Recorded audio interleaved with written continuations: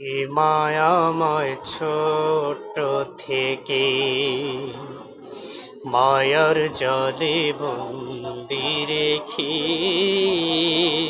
করেছে লালন।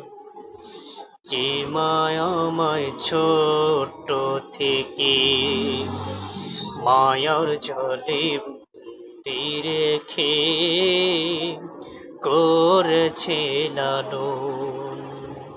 হে প্রভু, তুমিও তাকে তোমার আরশ ছায়া নিরে মাকে করিও পারো।